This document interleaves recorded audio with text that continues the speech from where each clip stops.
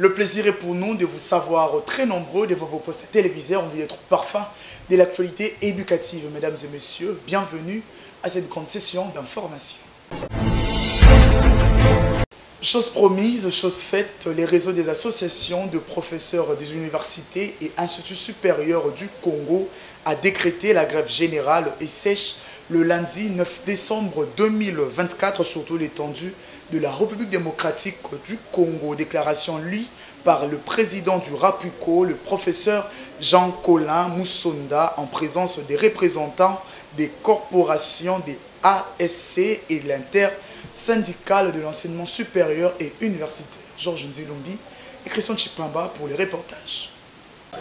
C'est avec pompe que le banc syndical de l'enseignement supérieur et universitaire a lancé la grève sèche générale dans les établissements universitaires de la République démocratique du Congo ce lundi 9 décembre 2024 depuis le siège de l'association de professeurs de l'Université pédagogique nationale. Ceci après leur préavis de 15 jours accordé au gouvernement afin de répondre positivement à ses engagements pris lors des assises de Bibois 1 et 2. Réunis comme un seul homme pour la cause commune, le personnel de l'ESU se sont livrés à une procession académique de l'intérieur à l'extérieur de l'Université pédagogique nationale et appelle d'autres collègues au respect strict de ces mots d'ordre, a précisé le professeur Jean-Colin Moussonda Kaloussambou, président de la PUPEN et coordonnateur national du RAPUCO. Le banc syndical de l'enseignement supérieur et universitaire, vu les nombreux rappels adressés au gouvernement au sujet du non-respect des accords signés entre le banc gouvernemental et le banc syndical de l'ESU à Bibois 2, le 14 septembre 2024, confère page 10 à 12 de l'addendum aux accords de Bibois 1, vu le communiqué de presse du banc syndical de l'ESU du 22 octobre 2024 au siège de la Pikine portant mise en demeure du gouvernement, vu les préavis de grève lancés, vu le communiqué de presse du banc syndical de l'ESU du 26 novembre 2024, lu au siège de la PUPEN portant projection de la grève au 9 décembre 2024. Vu l'article 39 de la Constitution de la République démocratique du Congo du 18 février 2006, tel que modifié à ce jour, qui reconnaît et garantit les droits à la grève. Vu la décision de grève du RAPUCO du 27 novembre 2024, considéra qu'à ce jour, le comité permanent interministériel de suivi des accords, lesquels avaient reçu la mission de continuer les discussions en vue de définir un nouveau barème juste et équitable, applicable à l'ESU, au profit de tout son personnel pour l'exercice budgétaire 2025, n'est pas encore officiellement convoqué, alors qu'il devrait commencer à siéger 2 semaines après la fin des travaux de Bibois 2, soit le 29 septembre 2024. Considérant que l'accroissement de 50% sur la prime institutionnelle prévue au T4 2024 n'a pas été réalisé. Considérant que le gouvernement n'a payé que 3 sur 5 mois d'arriérés complémentaires dus en 2023. Confère page 11.7, article D, alinéa 3 du protocole d'accord du 14 février 2022 modifié. Entendu que le banc syndical a fait preuve de bonne foi, de patience et de sens élevé de patriotisme depuis avril 2022 jusqu'à ce jour, le banc syndical de l'ESU décide de lancer une grève sèche et générale à dater de ce lundi 9 décembre 2024 sur l'ensemble du territoire national. À cet effet, les membres de tous les corps de l'ESU, académiques, scientifiques, administratifs, techniques et ouvriers, sont invités à respecter et à faire respecter scrupuleusement au quotidien le présent mot d'ordre. Restons toujours sur les lancements de la grève sèche et générale dans les établissements de l'enseignement supérieur et universitaire le lundi dernier. L'association des professeurs de l'université de Lodja dans la province du Sankourou s'est alignée dans cette démarche et aucune activité académique a eu lieu au sein de cet établissement, a fait savoir le professeur Benoît Soukou, président de la dite structure. Il est au micro de Georges Ndilumbi et Christian Chiponda. Professeur Benoît Soukou, bonjour. Bonjour. Vous êtes le président de l'association de professeurs de l'université de Lodja dans la province du Sankourou. Et aujourd'hui, le bon syndical de l'ESU vient de décréter une grève sèche et générale. C'est comment la situation chez vous là-bas? L'association des professeurs de l'université de Lodja a emboîté les pas du RAPICO, qui est le syndicat national du corps académique, au regard du non-respect des engagements pris dans le cadre des accords de Bibois, le gouvernement de la République. Nous avons déclenché la grève aujourd'hui. C'est une grève sèche et générale. Et les activités sont suspendues dès aujourd'hui. J'ai officiellement notifié aux membres du comité de gestion de l'université de Lodja qu'à dater de ce lundi 9 décembre 2024 à 7 h juste, toutes les activités académiques ont cessé de fonctionner jusqu'à ce que le gouvernement, qui est notre partenaire, répondent aux revendications des professeurs. Et donc le mot d'ordre est suivi à la lettre.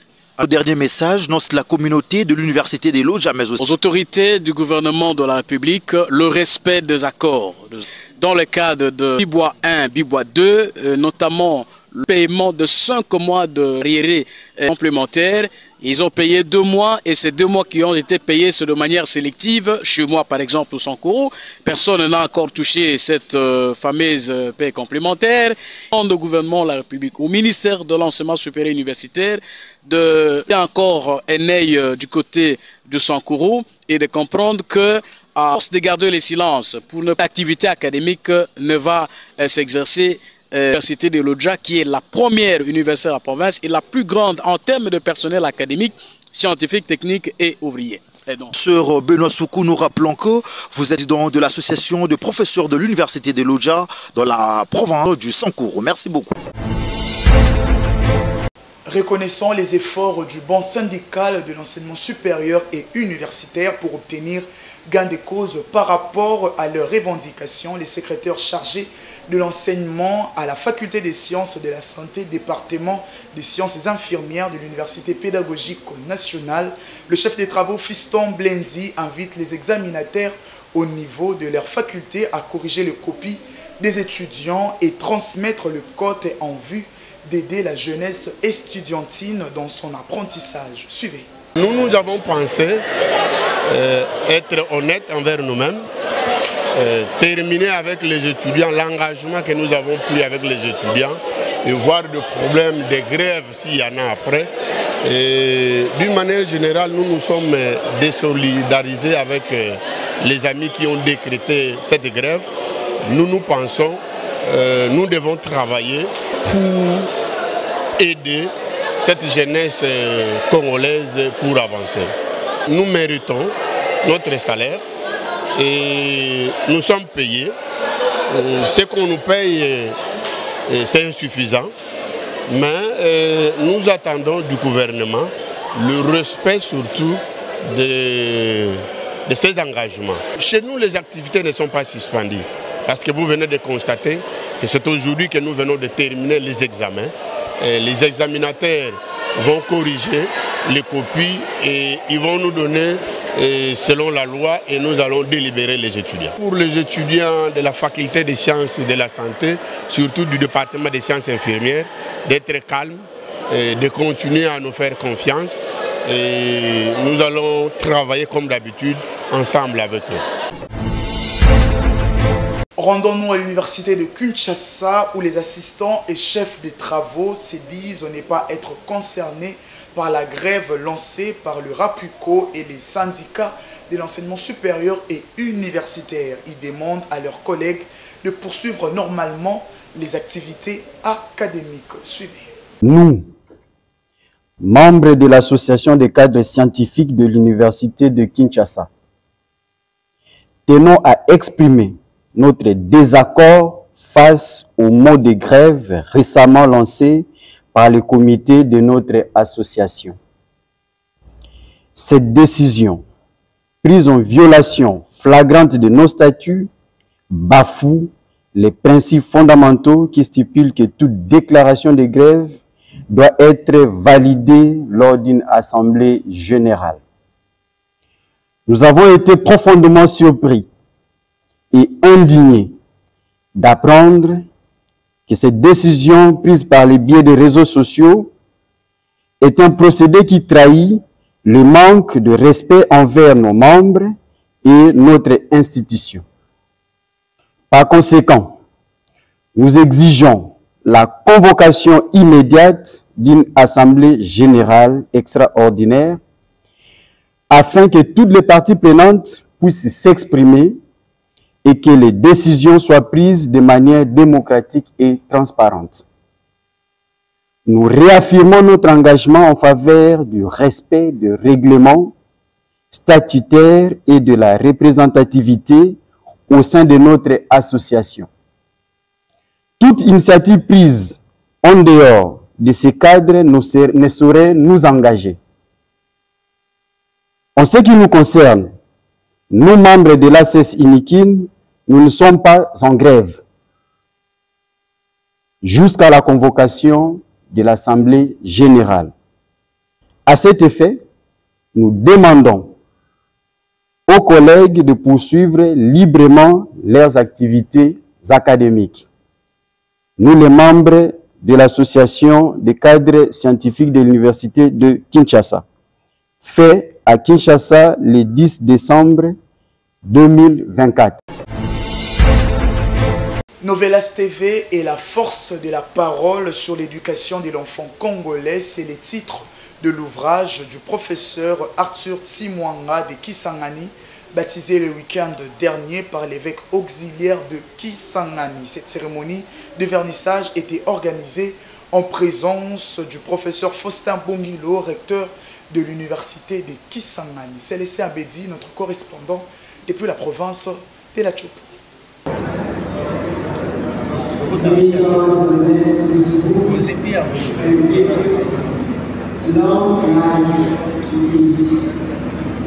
C'est par ce mot que son Excellence Monseigneur Léonard Diadindiaté, évêque auxiliaire de Kisangani, a procédé au vernissage de l'ouvrage qui présente les dangers qui guettent la jeunesse congolaise face au programme de la chaîne Novelas TV, diffusé sur le bouquet canal écrit en anglais par le professeur Arthur Tsimwanga de l'université de Kisangani. La version française de cet ouvrage a été baptisée par le vice-gouverneur des provinces Didier Lomoyo Itekou.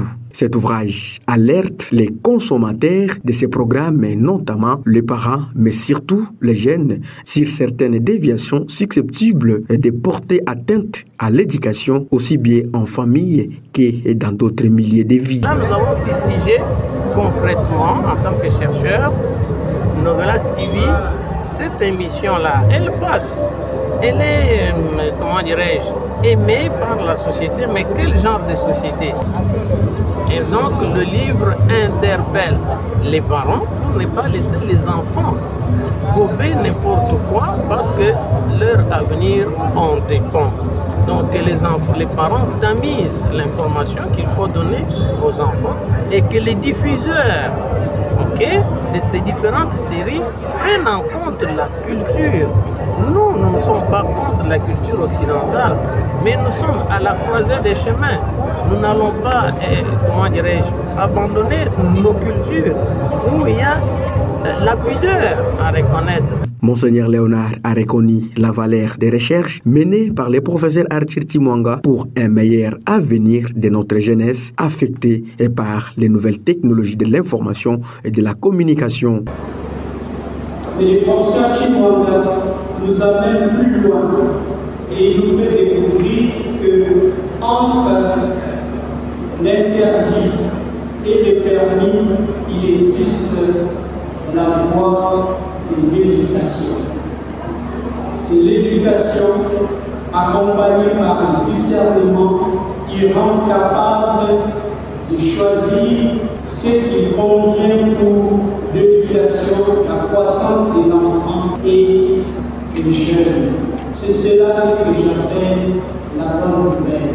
Présent à cette cérémonie, le recteur de l'université de Kisangani, le professeur Jean-Faustin Bongilo Boindi, revient ici sur la mission de l'université. La cérémonie de vernissage de cet ouvrage, publié en 2 versions, a eu lieu le week-end dernier à l'amphithéâtre de l'université de Kisangani.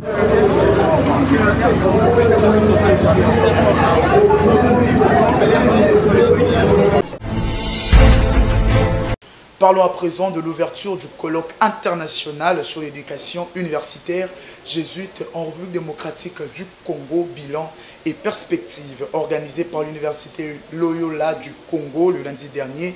Cette activité est inscrite dans le cadre de la célébration du triple jubilé des 70 ans d'existence de la faculté des philosophies, 30 ans pour la faculté des sciences agro-vétérinaires et 10 ans pour la faculté des sciences et des technologies. Tonton Biongo était présent pour le compte de notre rédaction.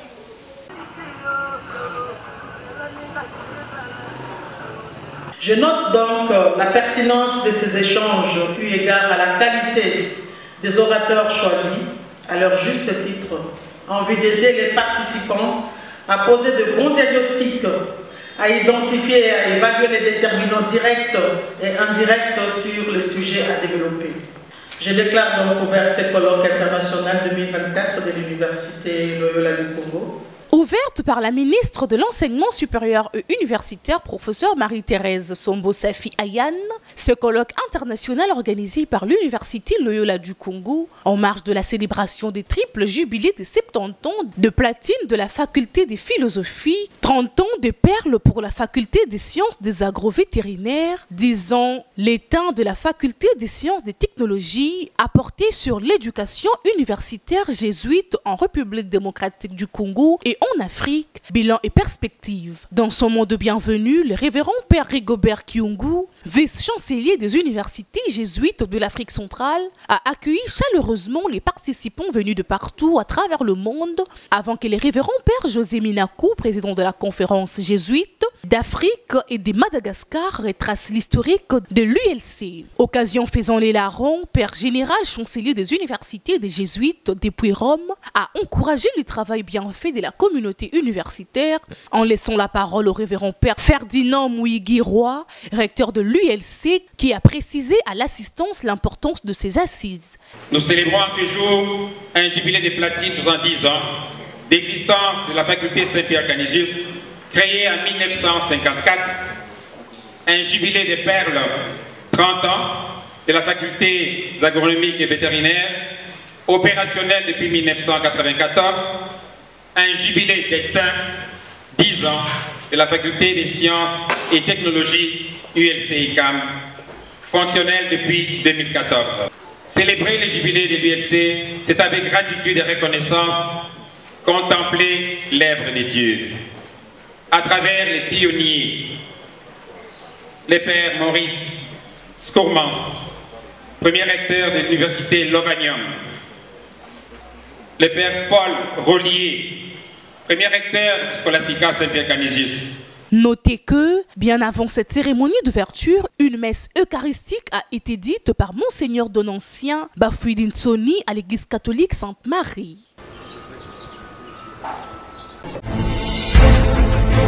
Évaluation du risque d'innovation dans le pool de Kingabois en aval du bassin versant la rivière Ndjili. C'est le sujet du mémoire des diplômes d'études approfondies défendu par le chef des travaux Marie-Thérèse Foiling de l'école doctorale des télécommunications et télédétection spatiale de l'Université pédagogique nationale. La cérémonie a eu lieu le samedi dernier au sein de cette institution universitaire. Georges Ndilumbi pour le reportage.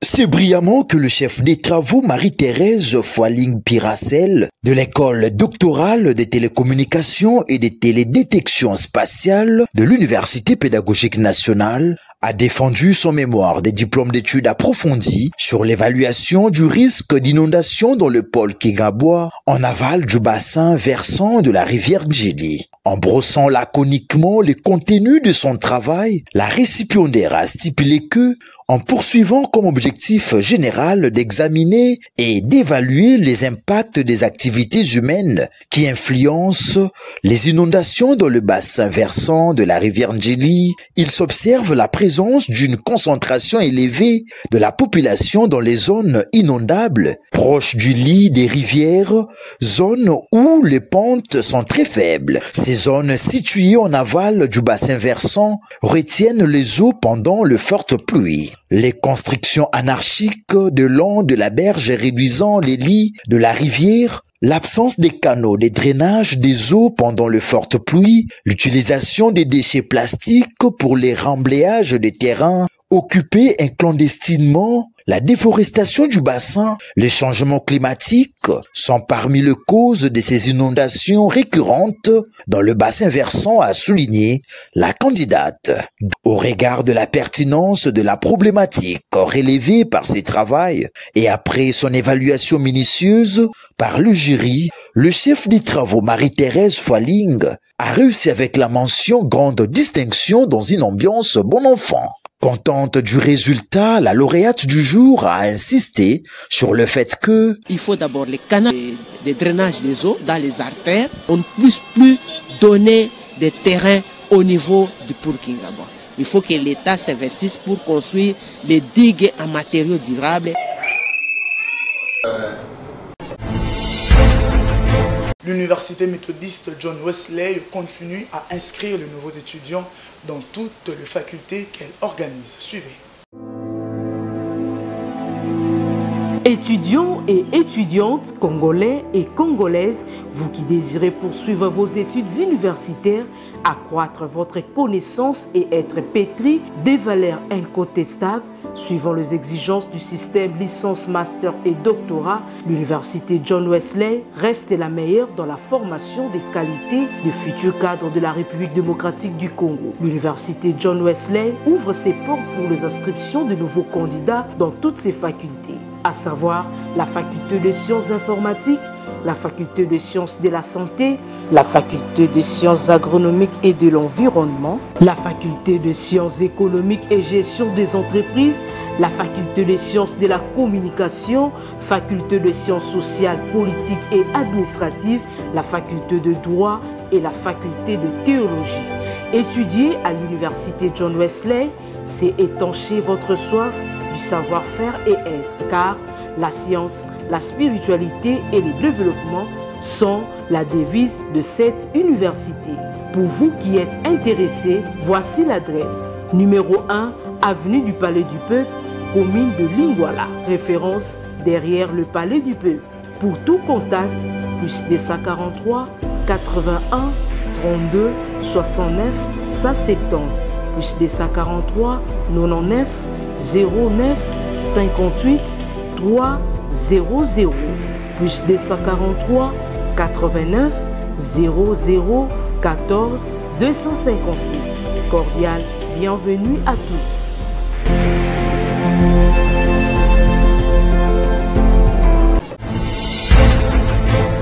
Changeons de chapitre à présent pour parler de la clôture de l'atelier du renforcement des capacités des cadres scientifiques et administratifs de l'Institut supérieur pédagogique et technique de Kinshasa qui a eu lieu le vendredi dernier à la salle polyvalente de cette institution. Le détail avec Falongolo.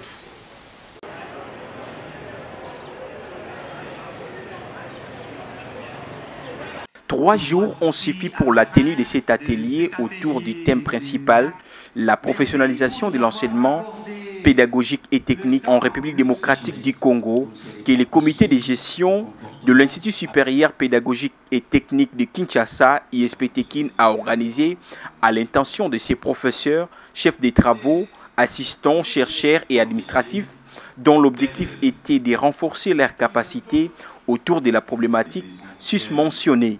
Au nom du directeur général, le professeur Albert Kabasele Yenga a empêché le secrétaire général académique de cet alma mater, le professeur John Salomou Bassemenane, a remercié les facilitateurs de l'UPEN et de l'ISP-TEKIN qui ont dispensé la matière durant cet atelier et a exhorté aux bénéficiaires de le mettre en pratique pour garantir la formation de l'élite congolaise et a fait la lecture magistrale du procès verbal. Sur l'initiative du comité de gestion de l'ISPT Kinshasa, il s'est tenu du 3 au 5 décembre 2024 dans la salle polyvalente un atelier de formation destiné à rehausser les capacités de la pratique professionnelle du personnel enseignant de l'ISPT Kinshasa. Sous la supervision de M. le secrétaire général académique, professeur Salumba Semenani John, 3 professeurs d'université ont animé concomitamment cet atelier scientifique auquel la quasi-totalité du personnel, tant enseignant qu'administratif, a participé. Il s'agit de 1. Professeur Stanislas Ruguduka Baleke, IPEN, coordonnateur. 2. Professeur Marie-Jeanne Kalenga Djala, IPEN, formatrice. 3. Professeur Medar Kalombo Dimanya, ISPT Kinshasa, formateur. Le principal thème de cet atelier a été la professionnalisation de l'enseignement pédagogique et technique en République démocratique du Congo. À l'issue de cet atelier riche en formation, les résultats ci-après ont été atteints. Capacité cognitive et professionnelle des apprenants renforcées. Compétences pédagogiques et techniques du personnel enseignant réajustées. Organisation des stages dans les écoles professionnelles révies. Au nom de tous les facilitateurs, le professeur Ruguduka Baleke a remercié les comités de gestion de l'ISPT Kin pour la marque de confiance et a reconnu les dynamismes exceptionnels des participants durant cet atelier qui commence bien, finit bien, dit-on. Débuté depuis le mardi 3, cet atelier de renforcement des capacités s'est clôturé le vendredi 6 décembre 2024 avec la remise des brevets à tous les participants dans une ambiance festive.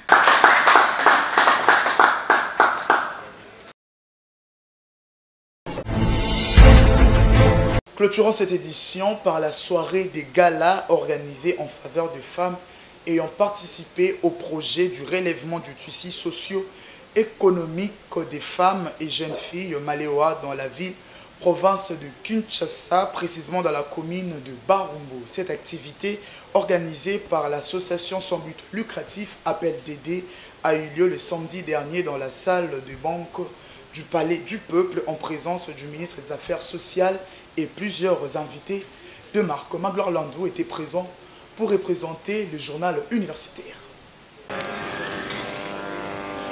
C'est dans un climat de paix et d'ambiance qui s'est tenue cette soirée des galas organisée en faveur de femmes qui ont fait partie du projet relèvement du tissu socio-économique de femmes et jeunes filles Malewa de la ville-province de Kinshasa, précisément celle de la commune de Barumbu. En présence de la ministre des Affaires sociales et plusieurs autres invités, le conseiller du président de la République, Félix Antoine Tshisekedi, a encouragé la belle action pour le développement durable à travers son administratrice déléguée Nénette Massangi pour cette initiative qui cadre avec la vision du chef de l'État. Dans son allocution, Madame Nénette Massangi, administratrice déléguée de l'ASBEL, Action pour le développement durable, a brossé les objectifs de ce grand projet qui vise premièrement à rendre formelles les activités de ces femmes, mais aussi les accompagner à se développer. L'ASBL Action pour le développement durable, qui est une ASBL de droit belge, mais qui travaille en faveur de la population congolaise, que ce soit ici au pays et dans la diaspora. Alors, nous avons plusieurs projets que nous portons. Aujourd'hui, nous allons seulement nous limiter sur le projet du relèvement du tissu socio-économique de femmes et jeunes filles Malewa de la ville-province de Kinshasa. Alors, ce projet répond à ce que les femmes puissent acquérir leur stabilité, leur autonomie financière et qu'elles puissent participer au développement de notre pays. À son tour, la ministre des Affaires sociales, Action humanitaire et solidarité nationale, marraine de la soirée, son Excellence Nathalie Aziza Mounana, a parlé de ses prouesses à la tête de ses ministères tout en motivant les femmes à oser car elles peuvent accomplir de merveilles. Pour terminer, elle a promis de soutenir ces femmes tout au long de son mandat. Notons que, juste après les nombreux témoignages de femmes restauratrices des collectivités, les ballets, l'humour et les défilés des handicapés a sanctionné cette soirée. Voilà, c'est la fin de cette grande édition du journal universitaire. Si vous l'avez aimé, dites merci. À Blaise Mboucha qui était derrière la caméra, Emmanuel Lema à la réalisation, toujours sous la coordination de l'honorable André Mouchongo Machara. Quant à moi, je vous dis, vivez longtemps, vivez heureux et excellente suite des programmes à tous.